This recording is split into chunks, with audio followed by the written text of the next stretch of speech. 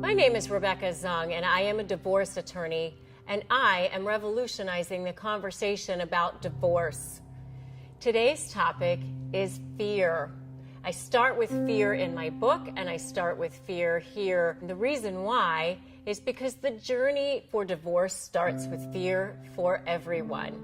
This is universally the first thing expressed to me by clients in our first meeting. The stories are all different, and it is expressed in as many different ways as there are people. The kind of fear that we conjure in our minds in a divorce setting takes prisoners and is a ruthless captor. The time leading up to and during the divorce is brimming with fear. So what's to fear in your mind? The fears that I hear regularly are along the lines of this. I'm afraid I can't afford this divorce. I'm afraid I'm never going to see my kids again, or not enough. I'm afraid I'm going to have to pay alimony, or that I won't get any. I'm afraid that I'm going to lose my assets. I'm afraid people are going to think badly of me. I'm afraid that my kids are going to be angry with me for leaving my spouse. I'm afraid of the impact on my business. I am afraid that I'm going to get a reputation that people think that I'm hard to get along with. I'm afraid that my friends aren't going to choose me, or they're going to choose sides. I'm afraid of changing my lifestyle. I'm afraid of being alone. I'm afraid that I won't be able to make it on my own. Scary, right? And this is by no means a complete and comprehensive list. Remember that fear is false evidence appearing real. What false evidence is appearing real to you? And more importantly, how is it affecting you? Is it robbing you of sleep?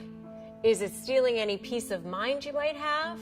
Is it controlling you like a marionette on a string, telling you to avoid conflict, avoid feeling your emotions? Or maybe it's affecting you physically, like causing you ulcers, headaches, depression, weight loss, weight gain. How does fear impact you in a divorce? What does it cause you to do or not to do? One of the things that I talk about in my book is that there's a divorce paradox. And what does that mean? That means that in the worst time of your life, when you are the most emotionally traumatized, you have to make some of the most critical decisions of your life.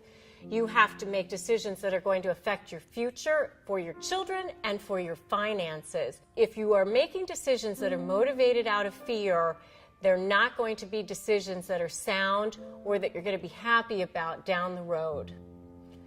Remember that fear is a function of the ego. As the self feels threatened, your soul and your spirit know that nothing can threaten the real you. Maya Angelou once said that anything that works against you can also work for you when you understand the principle of reverse. And that's my message to you today. Look at fear as your opportunity, your moment to look it square in the eye and say, you can't hurt me. The way to combat fear is to recognize it for what it is. Look at it and call it out. So how do you do that? You arm yourself with knowledge, which I provide to you in my book, Breaking Free, and will be providing more of in subsequent videos. Knowledge combats the fear of the unknown, which is really what all of fear is.